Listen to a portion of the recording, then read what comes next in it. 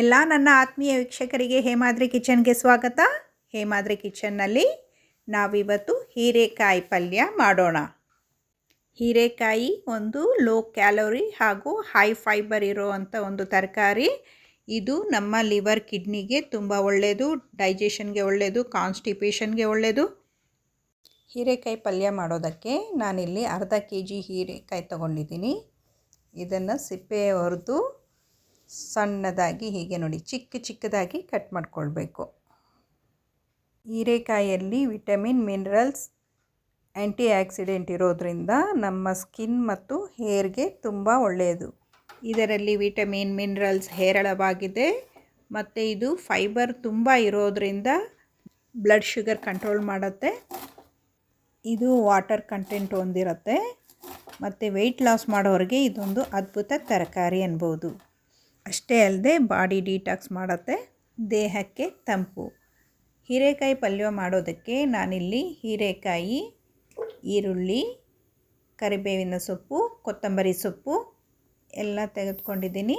ಹಸಿಮೆಣಸಿನಕಾಯಿ, PAN ಬಿಸಿಗಿಟ್ಟು oil ಹಾಕಿ ಸಾಸಿವೆ ಹಾಕಬೇಕು. ಸಾಸಿವೆ ಚಟಪಟ ಅಂದಮೇಲೆ ಕಡಲೆಬೇಳೆ, ಹಿಂಗು ಸೇರಿಸ್ಕೊಳ್ಬೇಕು.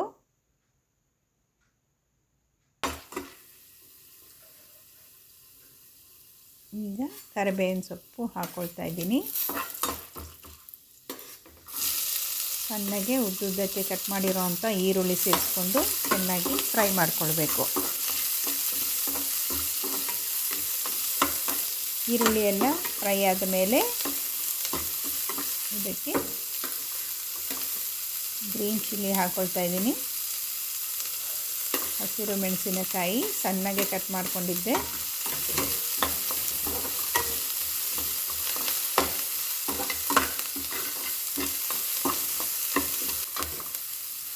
ಈಗ ಇದಕ್ಕೆ ಹೀರೆಕಾಯಿ ಹಾಕ್ಕೊಂಡು ಚೆನ್ನಾಗಿ ಫ್ರೈ ಮಾಡಿಕೊಳ್ಬೇಕು. ಹೀರೆಕಾಯಿಯಲ್ಲಿ ವಿಟಮಿನ್ ಎ, ವಿಟಮಿನ್ ಸಿ ಮತ್ತು ಆ್ಯಂಟಿ ಆಕ್ಸಿಡೆಂಟ್ಗಳು ತುಂಬ ಇರುತ್ತೆ. ಇದು ನಮ್ಮ ಇಮ್ಯುನಿಟಿ ಬೂಸ್ಟ್ ಮಾಡುತ್ತೆ ಮತ್ತು ಕಣ್ಣಿಗೆ ತುಂಬ ಒಳ್ಳೆಯದು. ಹೈ ವಾಟರ್ ಆ್ಯಂಡ್ ಫೈಬರ್ ಇರೋದ್ರಿಂದ ದೇಹದಲ್ಲಿರೋ ಟಾಕ್ಸಿನ್ನ ಹೊರಗಡೆ ಹಾಕೋದಕ್ಕೆ ಹೆಲ್ಪ್ ಮಾಡುತ್ತೆ. ಕಾನ್ಸ್ಟಿಪೇಷನ್ಗೆ ಇದು ತುಂಬ ಒಳ್ಳೆಯದು.